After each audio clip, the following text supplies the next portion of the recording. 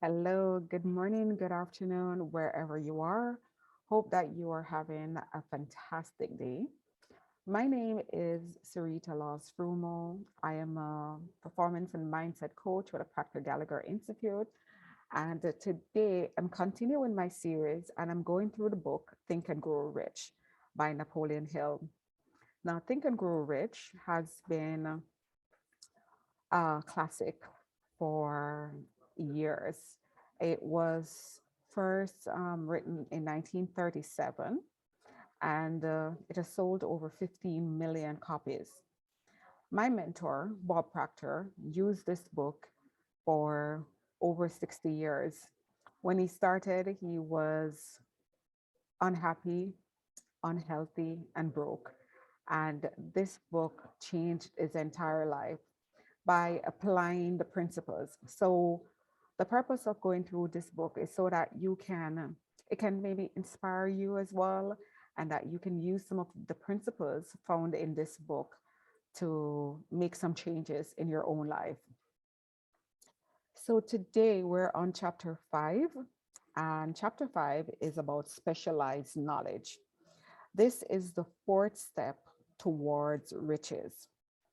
So specialized knowledge. And just to start out, he mentions that there are two types. So Napoleon Hill mentions rather that there are two types of knowledge.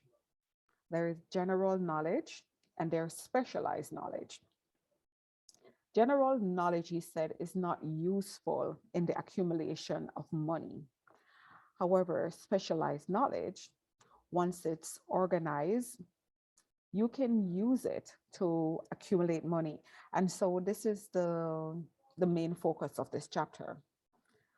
Now, like we've been doing, I'm going to pick out three principles and three stories from this book um, and share them with you. So the first principle that I want to mention is the mastermind principle. And the mastermind principle is where you find persons who are in harmony with your goal, with your desire, who possess knowledge that you need. So you don't necessarily need to have all the knowledge to move towards your goal or your dream. There are other persons that have this knowledge and they're focused on the knowledge. So they can help you in your attainment for your goal. And that's the beautiful thing about this chapter is that it's saying that you don't have to do it alone. It's saying also that everything is not necessarily up to you.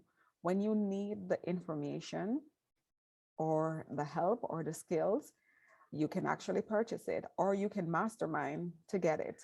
So you can form an alliance with others who are also moving in harmony with your goal and also have similar goals. The second principle for specialized knowledge, he says this knowledge, it can be organized, it can be used and directed. And directed means put into use. So you know how we've been saying that application is key. He's again emphasizing this here. And again, the same thing keeps coming out is that you don't really need education. And we know from, many persons in today's society that are doing pretty well, they dropped out of school. Education is still important. It depends on how, I mean, I also went all the way to an MBA. So I considered education important. But how is it being used? How are you using your education? I think it's more important than anything else. So he says, you know what, you don't need education. And that's because a lot of the stories, a lot of the men that he interviewed never had education. They never had any contacts, they never had any money, and yet they were able to change their circumstances. So he says, you don't need education, but you need to know how to purchase knowledge. So it's a skill to know how to purchase knowledge. I think the first thing is to know what sort of knowledge you need. What sort of specialized knowledge do you need? Uh, when you need it. So the idea also is not to go out and start looking for knowledge. The first step is actually to start with yourself, moving towards your goal. And when the time comes, when it is necessary, then you can seek the specialized knowledge that you need. The third is about ideas. So he said that you can organize your knowledge, but behind all ideas are specialized knowledge. So again, the importance of an idea, he mentions here. And the overarching theme of theme, of all this this information that he brings out is that imagination is so important. Um, so back of all ideas is ideas, he said, is a specialized knowledge. Unfortunately, for those who do not find riches in abundance, specialized knowledge is more abundant and more easily acquired than ideas. Because of this very truth, there is a universal demand and an ever increasing opportunity for the person capable of helping men and women sell their personalized service together. Capability means imagination. So the one quality needed to combine specialized knowledge with ideas in the form of organized plans designed to yield riches. If you have imagination, you can put together and you can organize knowledge to gain riches. 3 stories that I want to focus on in this chapter was, the first one is the one for Henry Ford. Again, Henry Ford, he only had a sixth grade schooling, so no education, right? And yet financially, he was sort of a genius. He knew exactly what he needed to focus on. He knew exactly which ideas he wanted to bring forward. And he was able to use his imagination to bring this together. He actually was often questioned, persons. There was an example in the book, or a story in the book, where they were questioning his, I don't know if it was his capability. It seems like they were questioning his capabilities. And he said to them, why should I clutter my mind with general knowledge for the purpose of answering basic questions? Because they were asking questions about who started this war, who did this, who did that. And he's like, I have men around me who can supply me with the knowledge I required. And if you look at Henry Ford's career or his background, he was a very, very successful man, extremely successful. The next person that I want to look at is Andrew Carnegie. And as you know already from what we have been from our previous chapter, is that Andrew Carnegie, he knew nothing of he was the one who commissioned Napoleon Hill, sorry. He was the one who commissioned Napoleon Hill to write Think and Grow Rich. He was the wealthiest man at that time. Sorry.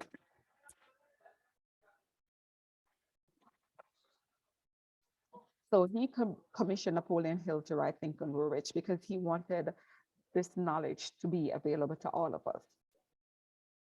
Though he was the richest man and very successful, he knew nothing of the technical side of the steel business. So his business was iron and steel, and he didn't know anything about the technical side of it. And he had no interest in the knowledge he needed. He had no interest, sorry, in the knowledge, in this knowledge. The knowledge he needed, he found using his mastermind. So remember, this was the first principle that we spoke about. So the knowledge that he needed, he found in his mastermind. The third story is the story about a woman who marketed the services of her son, who had just left college and yet he couldn't find a job. So what she did, she created a plan. So like it's called a plan book by telling of his native abilities, his schooling, and his personal experiences. I think this would be tandem to what we refer to as a resume today, but they seem very detailed how they described it in the book. I would have loved to have seen that plan, right? And then she linked it to the job he wanted. He procured the relevant data that was necessary about the job, and he gathered information from the company's competitors. So the company that he was interested in, he looked at their competitors and he found out information about their competitors and used it to his advantage to secure the job.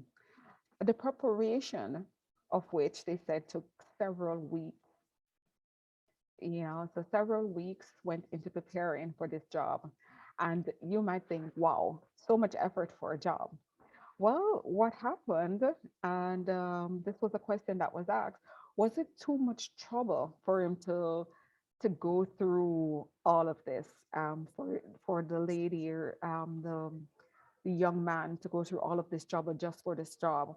Well, the answer was that it wasn't trouble to prepare well. It wasn't trouble to prepare well. One, he got the job, and two, he actually didn't start at the bottom. He was able to shape 10 years from his, let's say, corporate life. So he didn't start at the bottom, he started as an executive. And isn't that amazing? That's like a wow factor, because he could have, just leaving school, right? You normally tend to think you start at the bottom and then um, make your way up the ladder, climb the corporate ladder, as we would speak. But that's not what happened. That's not what happened at all. Because of the preparation that he did prior to that, he was able to quantum leap. So specialized knowledge, organized in such a way, got him to success, got him to this level of success. So what are we saying here? In summary of this chapter, what we're saying and what Napoleon emphasized is that success and failure are a result of habit. He said it in this: success and failure are the result of habit. He emphasized the use of imagination. And the third point is that if you prepare well, you can quantum leap. If you prepare well, you can quantum leap. So I think all these stories are really fascinating, and it's important that we use them, in our favor. Like, what could you do today? What ideas do you have that just need to be organized? And it also requires a lot of self-discipline as well. So what we keep on seeing throughout these chapters are, decision, promptness, action, and the habit of doing what you say when you say you're going to do it, looking for opportunities in what might seem to be a challenge. I hope that this chapter inspires you, and I enjoyed reading it as well, especially yeah, no, I think also about my own situation and, being a mentor, being a coach, and also talking to different persons about what they want and their purpose. Today is a great day. Today is a great day to actually move towards your purpose. So until my next video, thank you so much for listening, and I will see you. Bye.